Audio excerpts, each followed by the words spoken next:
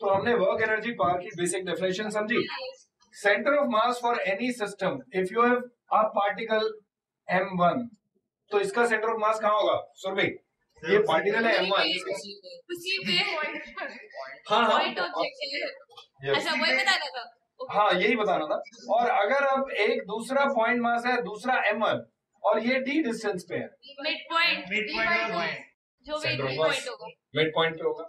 और अगर मैं एक जनरल वेक्टर फॉर्म में एक बात करूं कि इसकी पोजीशन वेक्टर है r1, इसकी पोजीशन वेक्टर है r2, और ये मास है m2. अब आपसे पूछो इसका position vector of the centre of मास क्या होगा, कैसे निकालें? हम एक चीज डिफाइन करते हैं, moment. Moment of anything is defined as that thing into the perpendicular distance from the point जिसके अबाउट मोमेंट निकाल रहे हैं. एक होता है moment about the point. So moment about the origin कितना होगा वेक्टर फॉर्म में? m1 r1, moment of mass m1. Moment of mass m2 होगा m2 r2. Moment is like mass into distance from the point, जिस point के about moment निकाल रहे हैं. I will tell you moment का physical significance क्या है. कोई ऐसी फिजिकल क्वांटिटी नहीं है जिसे आप उससे एसोसिएट कर सकें, लेकिन there is a reason we are defining it and you will realise it little later. अभी देखते रहिए. Now so if I ask you कि भाई आप अगर इन दोनों मासेस को रिप्लेस करके इनको एक पॉइंट पे रख दूं, किसी सर्टेन पॉइंट पे कहीं भी in space, suppose that the coordinates of that is RCM, position vector of that is RCM. The mass here will be m1 plus m2. The moment of this should be same as the moment of these two individuals. Then only this they can be replaced and placed at one point, and उनका effect equivalent हो जाए. So this will be equal to, it should be equal to m1 plus m2 into RCM. So this gives you that the position vector of the center of mass will be m1 r1 plus m2 r2 upon m1 plus m2. ये note करने की जरूरत नहीं है, it is given in every book this formula m1 r1 plus m2 r2. इसमें लिख के ज्यादा ज्ञानी मत बनिए, अभी थोड़ी देर में जरूरत पड़ेगी तब लिखिएगा. m1 r1 plus m2 r2 upon m1 plus m2. Now if I write our position vector as, our position vector can be written as x I cap plus y j cap plus z k cap. So r1 can be written as 1 1 1 1, r2 can be written as 2 2 2 2. Now, so if I replace that and I put all these things, so I will realize x cm I cap plus y cm j cap plus z cm k cap will be equal to, on the right side you will realize m1 x1 plus m2 x2 plus m3 x3 upon m1 plus m2 I cap. So basically you will realize that x coordinate of center of mass is given by m1 x1 plus m2 x2 upon m1 plus m2, and similarly y coordinate and z coordinate, and these definitions are. So this is the basic definition. Suppose you are given point masses, then how do we define center of mass? Now, if instead of point masses, suppose I have continuous distribution of mass. For example, that continuous distribution of mass can be a sheet, a linear distribution. If it is a line, linear distribution of mass. And if I tell you the line has a length L and mass M, and mass is uniformly distributed, can you tell me where will be the center of mass? The center point of the line. Of the rod. Now if I tell you that mass is not linearly distributed, the area of cross section of the rod is uniform, length is L, thin rod, area of cross section is A, length is L, it's a thin rod, so A is very small. Now if I tell you that mass per unit length is not uniform, it is a function of the distance from the, if the distance from the end A is x, तो वहां पे lambda बोले तो mass per unit length at the position x is given by 5 plus x square kg per meter. Have you understood the meaning of this? All of you are clear? Lambda x is the mass per unit length at the position x and it changes with x. So is it uniform distribution of mass? ये लोगों ने करना भी शुरू कर दिया, देखिए कितने मीन लोग हैं. हाँ, so find the center of mass coordinate fast. चलिए करिए आप लोग. टोटल मास m लिया है ना. Total mass is m not. या वैसे टोटल मास देने की जरूरत नहीं है, लेंथ दी हुई है L not. Area of cross section is small a. I don't need to give the total mass. So in terms of A, L naught, and this info, give me the position of the center of mass of the rod. If you want, I can tell you L naught is 2 meters actually. I forgot to tell you, but I can tell you. I can share it. I wanted to keep it a secret. And A is like 0.001 meter square. So find the coordinates of the center of mass of this rod. Sir उसको पहले 5 plus x square into x का integral by 5 plus x square का dx का integral देखते हैं. तो मैं ये स्टेप करके देखता हूँ, आप लोग मुझे बताइएगा आपने यही किया है या नहीं. Let's see. So do we Can we assume the center of mass to be at the center? No, sir. Will it be center के right में होगा या left में होगा? Right में होगा. जब भी so do we need to apply calculus? Calculus की 4 steps होती है. Go to a general position, choose a small element dx और उसका मोमेंट निकाल लेंगे, right? हम कैसे निकालते हैं सेंटर ऑफ मास? हम हर एक इंडिविजुअल पॉइंट मास का मोमेंट निकालते हैं और फिर is equal to total mass into xcm, right? तो xcm will be equal to integral, हाँ, इसका मोमेंट, इसका मास कितना होगा? It will be lambda x into dx, mass square length into length. ये तो हो गया इसका mass. Am I right? into x ठीक है, मास वही है. ये सही हाँ, है. this into x will be the moment. into x This will be the moment. हाँ, इसको इंटीग्रेट करेंगे तो ये पूरी रॉड का मोमेंट आ गया.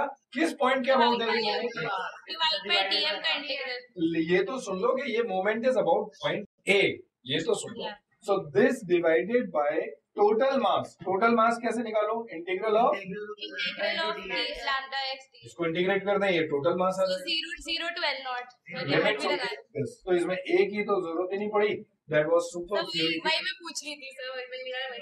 मैं जानबूझ के, ये सब इंटेलिजेंस का खेल है. So I wanted to confuse you and make you feel के ये इन्फो दी हुई है तो यूज कर लो, ऐसे सब. हाँ, तो ये समझ में आया सब ना?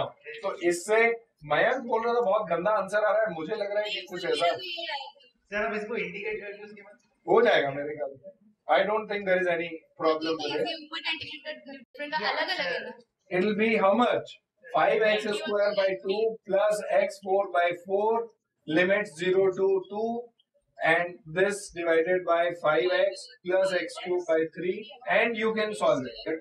If this is L naught and breadth is B naught, this is a rectangular plate and the mass per unit length varies with the length also and breadth. So lambda is a function of x also and y also. Are you getting what I'm saying? So if I assume this as the origin and this as the x-axis and this as the y-axis, then the mass per unit length, ये origin है and sigma as a function of x comma y. Sigma बोले तो mass per unit area at a position x comma y. वो x और y के साथ दोनों के साथ vary कर रहा है. It is given by 2x square plus 4y square kg per meter square. This is the way sigma is varying on the sheet. Find the coordinates x coordinate and y. 1 minute. This is not y square. This is 4y. वरना तो symmetry हो जाती, x निकालते वैसे ही y निकल जाता.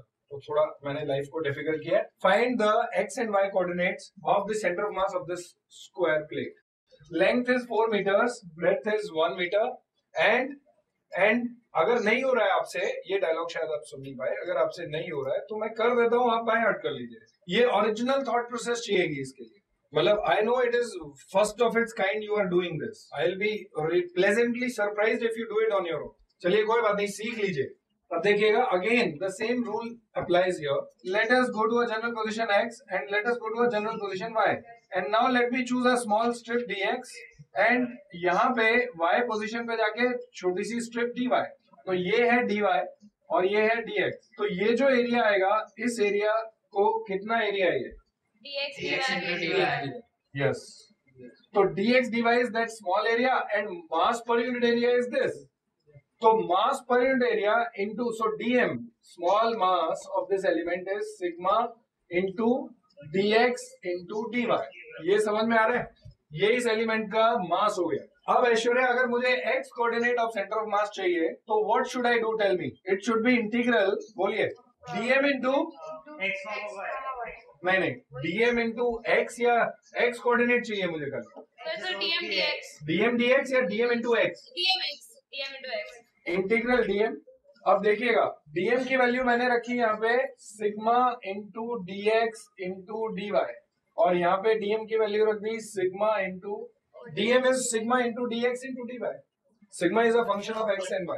एक particular x के ऊपर dy. Yes. So ये जो चीज है ना, यहाँ पे x भी वेरी कर रहा है, y भी वेरी कर रहा है, तो यहाँ पे एक डबल इंटीग्रेशन साइन आना चाहिए. ये सीखिए, कोई बात नहीं, पहले से नहीं आता चलेगा. डबल इंटीग्रेशन का मतलब कि अभी हमें x के अलोंग भी इंटीग्रेट करना है और y के अलोंग भी इंटीग्रेट. 0,0 से L naught comma. राइट. सो पहले हम क्या करते हैं, एक को कांस्टेंट ट्रीट करते हैं. देखते रहिए.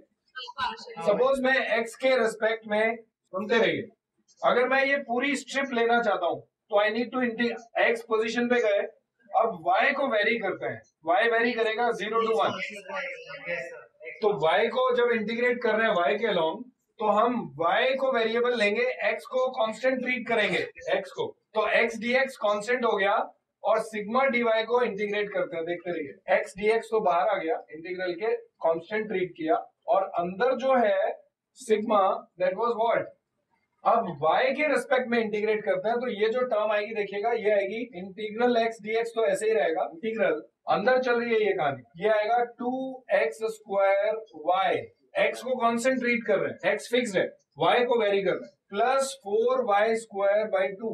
सर आपने फिर तो इंटीग्रेशन का साइन हटाना चाहिए।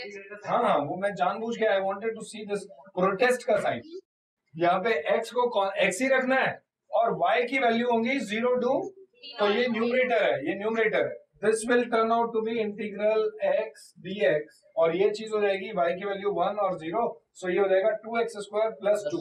हाँ, तो फिर हम इसको इंटीग्रेट करेंगे with respect to x and then we'll get the numerator and so on.